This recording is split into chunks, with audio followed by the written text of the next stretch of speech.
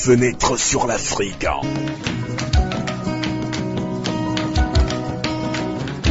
Interview, analyse, débat sur la situation politique et culturelle africaine sur Radio Canal K.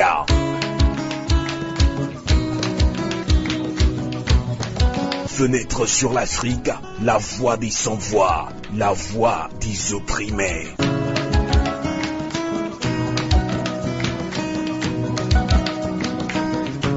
Et nous allons continuer le débat panafricain aujourd'hui. On va parler d'abord du Mali et du Togo. Et le Mali et le Togo n'entretenaient pas que de relations diplomatiques dans un article publié par nos confrères de Africa Intelligence et relayé donc par d'autres journaux au Togo. Et le pouvoir de Lomé aurait ramé à contre-courant de la CEDEAO en œuvrant pour une sortie gagnante de la junte militaire et suite au bras de fer qui a opposé les militaires de l'organisation sous-régionale. Et justement, Ibrahima Boubacar Keïta a été renversé par la junte. On peut se poser beaucoup de questions. Que comprendre de cette opposition des autorités togolaises? Et nous en parlons tout de suite avec nos invités. D'abord, on prend Moussa Kondo, qui est malien, qui est actuellement basé à Bamako, si je ne me trompe pas. Moussa Kondo, d'abord on va parler de cette transition. Que vous inspire actuellement la gestion de cette transition? Ah là là, je pense que on a eu un souci avec notre ami, le Malien. Mais alors, on va relancer d'abord David Dossek, puisqu'il est déjà en ligne. Alors, vous avez lu cet article, David Dossek, quelle est d'abord votre réaction, le temps de tenter de contacter de nouveau notre ami depuis le Mali? Oui, tout à fait, j'ai lu l'article en attendant que nos frères maliens nous donnent leur appréciation de la junte et de la manière dont la junte gère les choses actuellement au Mali. Je crois que cet article suscite une ou deux réflexions. D'abord, la première réflexion, c'est que le régime togolais, c'est l'un des plus anciens dans la région.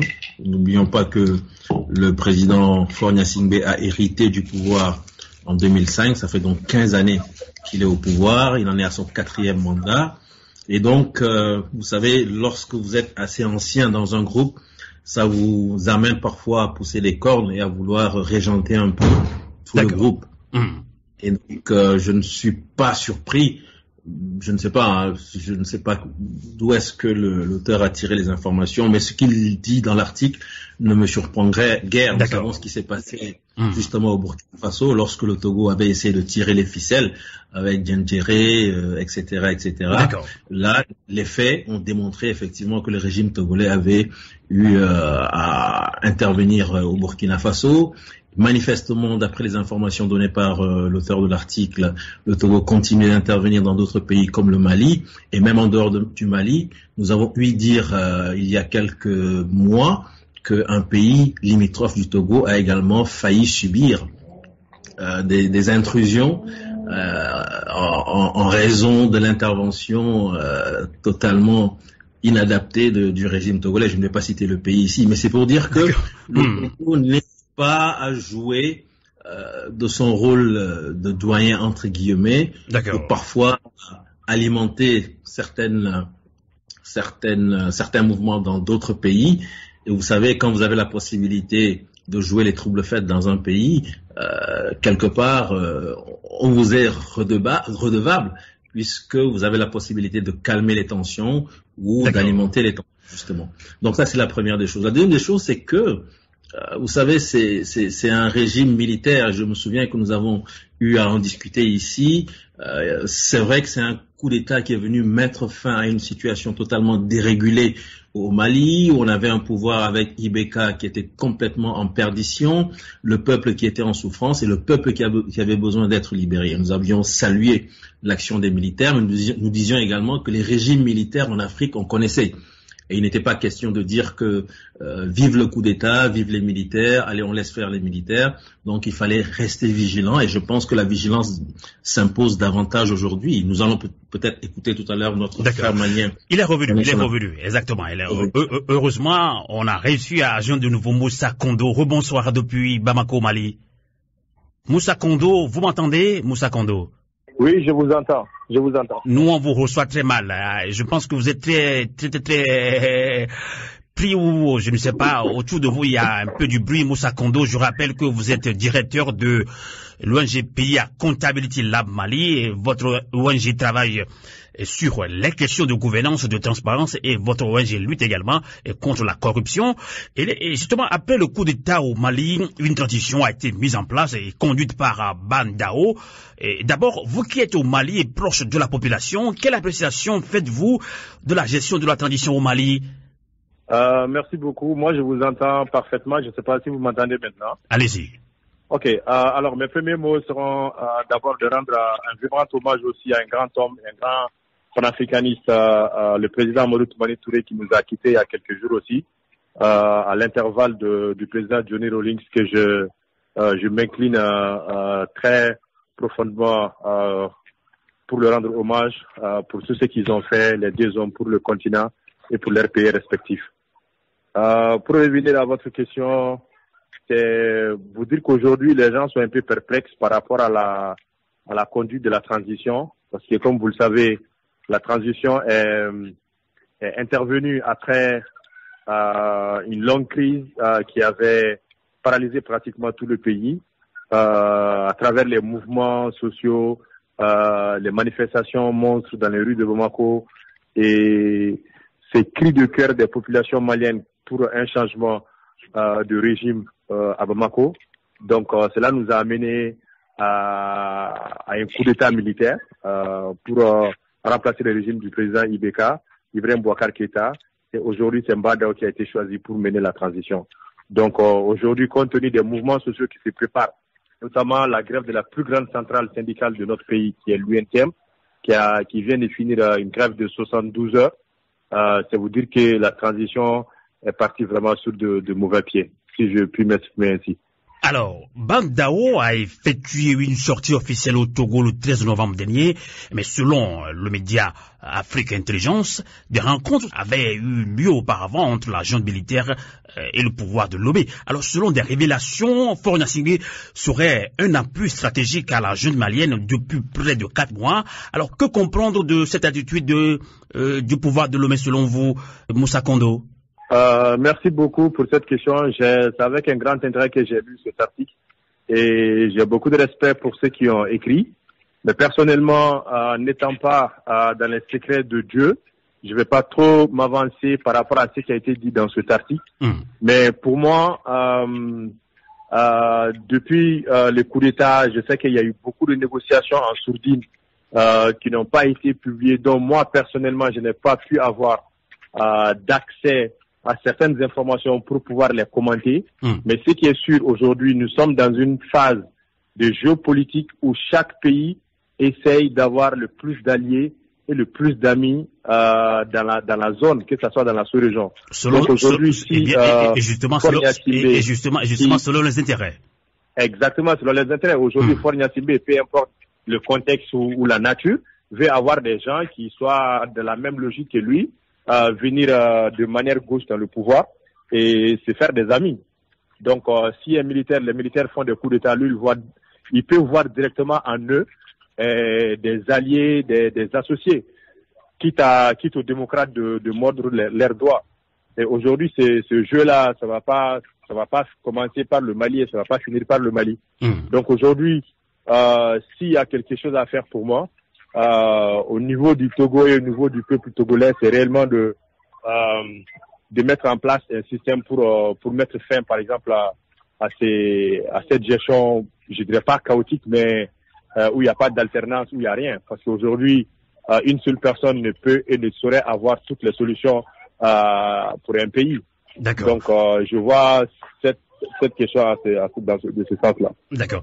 On va relancer le professeur David Dossé, qui est le premier porte-parole du mouvement citoyen Togo Debout. Vous avez suivi tout à l'heure Moussa Kondo depuis Bamako au Mali. Est-ce que vous avez une réaction après l'avoir écouté? Oui, je suis tout à fait d'accord avec mon frère malien. Je crois que même si nous ne sommes pas dans le secret des dieux, il est clair que le jeu des alliances peut amener le pouvoir togolais à vouloir tirer un peu les ficelles de ce qui se passe au Mali.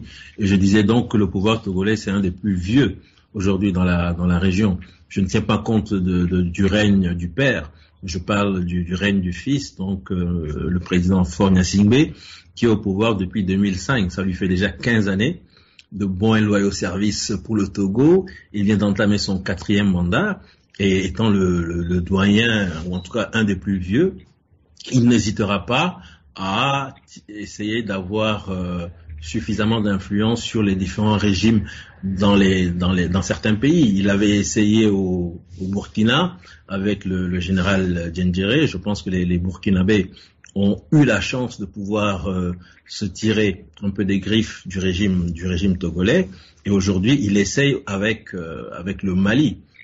J'espère en tout cas que ce que nous avions dit va pouvoir se faire, c'est-à-dire saluer le fait que l'armée malienne ait mis fin aux souffrances d'un peuple en lutte pour sa liberté, mais veiller à ce que cette armée n'accapare pas le pouvoir comme cela pourrait se faire, comme cela s'est déjà vu avec les coups d'État militaires en Afrique, malheureusement.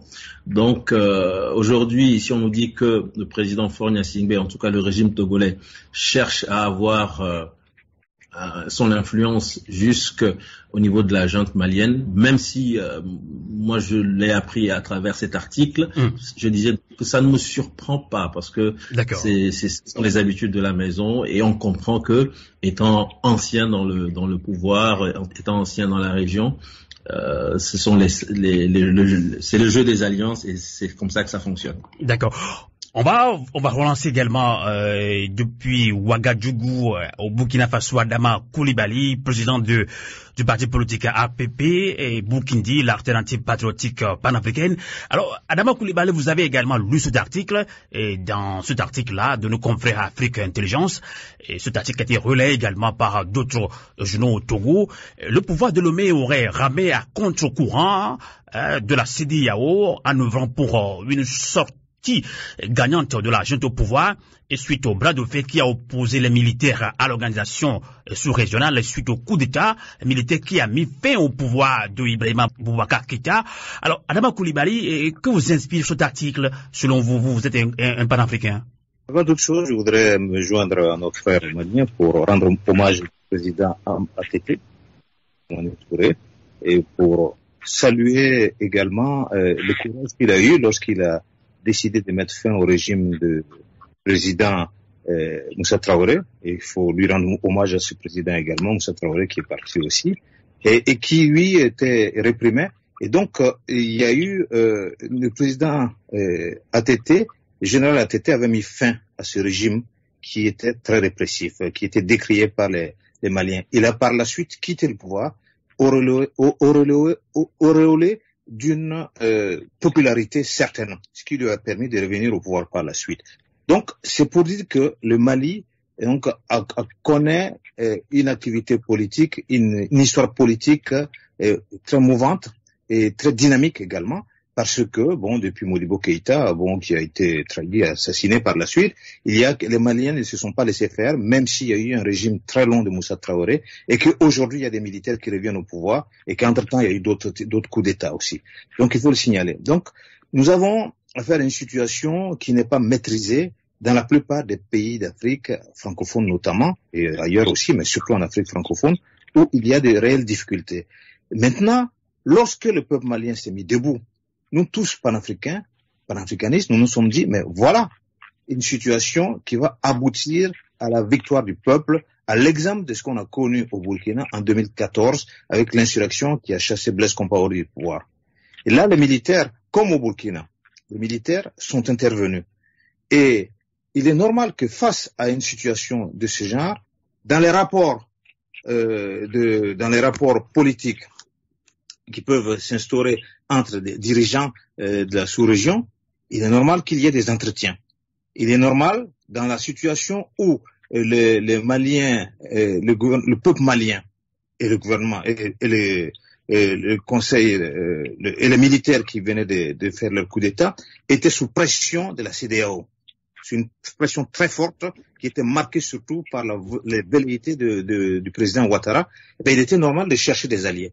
Mais ce qui est curieux, c'est que, tel que le montre cet article, il y a eu, ce qui est curieux, c'est peut-être normal parce que la présidence togolaise a été certainement beaucoup plus sensible Ça peut se comprendre face à un pouvoir qui cherche ses marques, qui n'est pas issu directement du mouvement populaire. Parce que il y a un coup d'État. Voilà des militaires qui rêvent certainement de rester au pouvoir, si on en croit bien l'article qui a été rédigé. Si ça n'avait pas été le cas, je pense que dans les négociations pour le choix des dirigeants du Conseil de transition et pour les choix également de ceux qui vont faire office de députés, il y aurait eu certainement plus de collaboration avec tous les mouvements qui ont conduit le mouvement insurrectionnel au Mali. Ça n'a pas été le cas. Donc, on préfère se tourner vers d'autres pouvoirs qui ont fait la preuve de leur efficacité en matière de maintien de l'ordre, en matière de répression des populations, pour maintenir en place un système. Eh bien, on préfère se tourner vers ce type de pouvoir. Donc, c'est le lieu de s'interroger d'ailleurs sur les visées réelles de ces militaires. On peut pas, parce que la question qui est posée, c'est de savoir si les personnes qui accèdent au pouvoir, quelle que soit la forme en Afrique, sont patriotes, sont panafricanistes ou pas. Puisque nous venons de parler du président ATT, nous venons de parler également du président Jerry Rawlings. Qu'est-ce qui s'est passé? On peut citer aussi l'exemple du président Thomas Sankara. C'était des militaires qui ont été au pouvoir. Thomas Sankara a été assassiné au pouvoir. Jerry Rawlings est resté au pouvoir pendant longtemps. Il avait délaissé également lui aussi le pouvoir pour revenir par la suite. Donc on peut être militaire et être véritablement patriote et panafricaniste. Mais on peut aussi être militaire et être un dictateur qui n'a d'autre visée que de maintenir un pouvoir qu'il pense qu'il est capable d'être un guide pour le pays, qu'il va gouverner autrement, il ne consulte pas le pays, non, et il ne consulte pas le peuple non plus. Alors donc, il y a donc comme une sorte de relation incestueuse qui se crée là, alors que nous avons affaire à deux peuples qui se battent. On ignore les peuples, on discute au sommet de l'État, on discute en secret, on discute officiellement et par la suite. Et qu'est-ce que tout cela va apporter? Je pense que, de toutes les façons, il faut qu'il y ait des rapports entre États. Quel que soit l'État, et même s'il est dictatorial, tout comme nous autres militants également, nous devons pouvoir aussi discuter avec les pouvoirs que nous dénonçons. Parce que si tout est coupé, s'il n'y a plus de relations, il y a un problème. Là où il pourrait y avoir des réelles difficultés, des réels problèmes, c'est de constater que ce pouvoir-là continue de négliger, de prendre pour de ne pas du tout prendre en considération les propositions, les avis de ceux-là qui sont morts dont les militants sont morts pour leur permettre à eux de faire ce coup d'État. Le peuple malien ne s'est pas saigné pour en arriver à une telle situation avec des gens qui ne sont pas très clairs pour le moment en ce qui concerne les relations qu'ils veulent entretenir avec les autres pays et avec les autres peuples. D'accord. Il est bien vrai, lorsque cet article a été publié, relayé donc par deux journaux au Togo, ça a suscité des réactions au Togo. David Dossé, des citoyens togolais ne sont pas tellement contents de ces révélations. Est-ce que vous confirmez, David Dossé, vous qui êtes à Lomé au Togo? Oui, en fait, comme je l'avais dit, cela témoigne encore du caractère particulier du régime togolais. C'est une réédition de ce qui s'est passé au Burkina, parce que je pense que le frère Burkina ne me démentira pas si je rappelle que dans la tentative de coup d'État qu'il y a eu au Burkina, afin de barrer la route à la révolution populaire, il y a eu la main du régime togolais. Et donc, moi je suis très content avec l'intervention qu'il a faite tantôt. Ce n'est pas parce que ce sont des militaires que d'emblée il faut se dire que leur passage risque d'être délétère pour la nation. Il a cité l'exemple de militaires comme Thomas Sankara, comme J.J. Rawlings, comme Toumani Touré, qui étaient de vrais patriotes et qui se sont battus pour la dignité et la liberté de leur nation. Mais en même temps, nous avons connu des régimes militaires qui étaient vraiment de grosses dictatures, avec le cas du général Yadema, par exemple, le cas de Mobutu, etc., etc.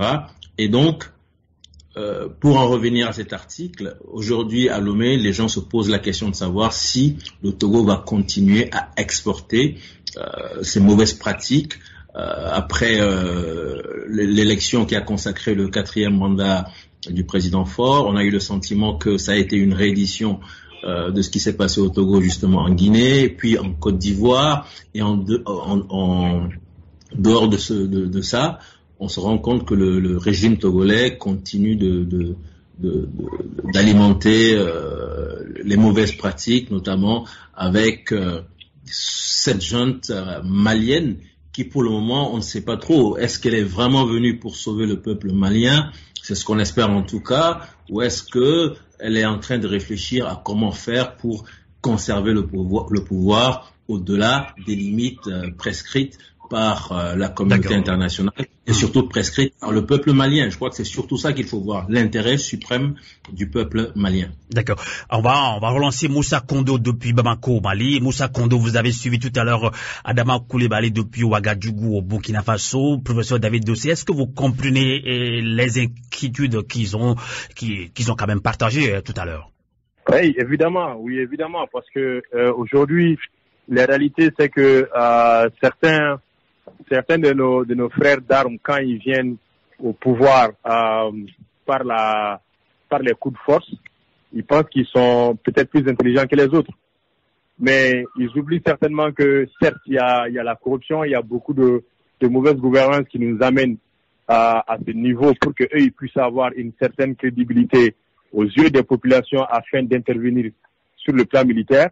Cela ne doit pas leur donner cette sensation qu'ils sont mieux ou qu'ils ont les solutions magiques plus que les autres. Je crois que les hommes et les civils, c'est eux qui passent beaucoup plus de temps dans des études pour la cité, pour la gestion de la cité. Nos frères d'armes aussi, ils font des études, mais sur autre chose qui n'a rien à voir avec la gestion de la cité. Donc, après, quand ces choses-là arrivent ou se passent, il est important qu'ils sachent quel est l'intérêt suprême de la nation. Et si cela n'est pas le cas, il faudra qu'il y ait d'autres amis de nos pays pour dire non, pas forcément ce que le président du Togo a posé comme acte, en soutenant tout de suite une jeune régime à en croire, je dis bien à en croire à cet article-là, des gens qui n'avaient pratiquement pas à être encouragé, parce que qu'on le veut ou pas aujourd'hui, un coup de force militaire ne va pas avancer un pays. On le sait très bien. Et qu'on le veut ou pas, qu'on déteste le président Ibeka ou pas au Mali, nous on n'a jamais pensé une seule seconde à l'intervention de l'armée. Et aujourd'hui, je voudrais reformuler ma question par rapport aux inquiétudes de Adama Coulibaly et du professeur David Dossé du mouvement citoyen Togo Debout. Je reformule la question pour bien expliquer la situation aux Africains, aux Togolais, aux Maliens. Là, écoutez, en 2005, Fona Singbe et quelques hauts gradés de l'armée ont été auteurs de 3 coups d'État, à savoir constitutionnel, institutionnel, puis après électoral. Alors, doit-on comprendre que Assimi Goïta et ses amis ont été à l'école de Fona Singbe pour opérer le coup d'État salutaire? Et des gens se posent des questions. On nous a fait croire, ça je lis, ce sont des questions que des auditeurs nous ont envoyées. La junte militaire nous a fait croire qu'ils sont des panafricains. Mais on sait que depuis 50 ans, c'est la France, entre guillemets, qui maintient le pouvoir de Fona Singbe. Est-ce que vous comprenez ces Africains quand même, à Moussa Kondo? Ils sont libres de croire ce qu'ils pensent. C'est un peu ça la liberté d'expression. Mais ce que moi je vais quand même dire, c'est que aujourd'hui, la France a un intérêt particulier à ce qui est une stabilité dans l'Afrique francophone.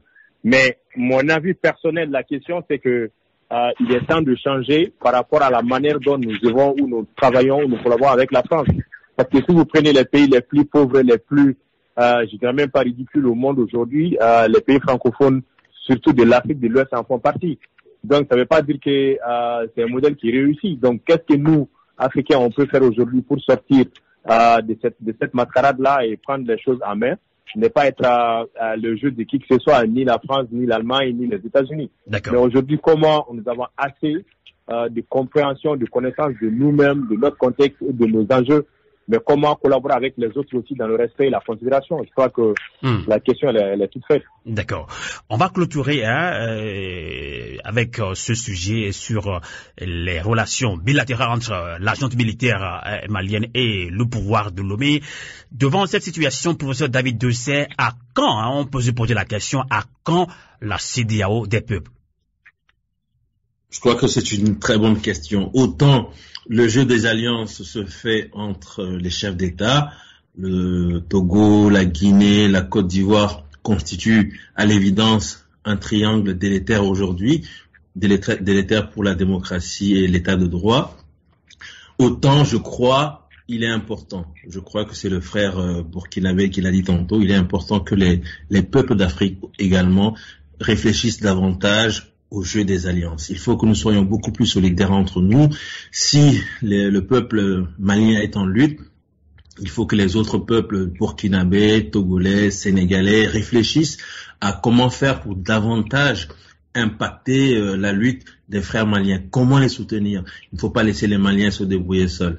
Il en est de même pour les Togolais, il en est de même pour les Guinéens, etc., etc. Et je crois que de plus en plus, les réflexions se font dans ce sens. Il y a des regroupements d'organisations qui réfléchissent et j'espère que dans les semaines à venir, dans les mois à venir, nous aurons des actions concrètes qui vont permettre une mutualisation des forces, une mutualisation des ressources entre organisations de la société civile et davantage nous pourrons alors impacter la CEDEAO, davantage nous pourrons faire entendre la voix des peuples d'Afrique et si nous y arrivons, avec l'aide des opinions, je pense que progressivement nous pourrons infléchir la tendance et ramener la CEDEAO sur la bonne voie. Parce qu'aujourd'hui, il est clair que la CEDEAO est en perdition. La CEDEAO des peuples, pour le moment, est une chimère. Il revient donc au peuple de se battre pour en faire une réalité. Si nous laissons les chefs d'État le faire, on n'y parviendra pas. Merci beaucoup, professeur David Dossé, premier porte-parole du mouvement citoyen Togo-Dobo. Merci de nous avoir accompagnés en ligne depuis Lomé au Togo. Rapidement, Moussa Kondo, directeur de l'ONG Pays à Comptabilité Lab Mali. Que direz-vous également pour répondre à cette question devant cette situation où les chefs d'État nouent des alliances au dos des peuples africains qui veulent une liberté? À quand la CEDEAO des peuples? Peut-être moi, je ne poserai pas la question de cette manière parce que les dirigeants qui sont aujourd'hui aux affaires dans nos pays ne sont pas tombés du ciel, ils sont issus de nos communautés. Donc d'abord, le premier travail, c'est de voir qui nous représente en tant que responsables, en tant que dirigeants. Si nous arrivons à avoir de bons représentants qui parlent et qui agissent en nos noms, maintenant la seconde chose, c'est de voir est-ce que les textes de la CEDEAO d'antan et les textes de la CEDEAO d'aujourd'hui répondent à nos besoins de maintenant. Parce qu'il ne faut pas se leurrer. Le citoyen de 90 et les citoyens de 2020, ils n'ont pas les mêmes aspirations, les mêmes ambitions et les mêmes objectifs dans la vie. Donc aujourd'hui, créer et réduire ces gaps-là nous aidera plus à définir plus nos objectifs et ce que nous attendons de la CEDEAO. Et j'ai dit partout, quand on le veut, même au Mali ici, j'ai dit, nous ne devons pas être victimes de nos constitutions. Nous ne sommes pas des animaux à suivre des textes. Il y a des textes, il y a l'esprit des textes et c'est nous qui faisons les textes. Donc si les textes ne répondent plus à nos besoins, il faut les changer. Et cela commence par nos propres, ceux qui nous représentent, de bien choisir d'avoir ceux qui nous représentent. Et là, la population, le peuple, a son mot à dire. Merci beaucoup, Moussa Kondo, de nous avoir également accompagnés en ligne, en direct dans cette émission. Fenêtre de Sud-Afrique, en ligne, en direct depuis Bamako, au Mali. Bonsoir. Radio à vous l'été, l'esprit patriotique.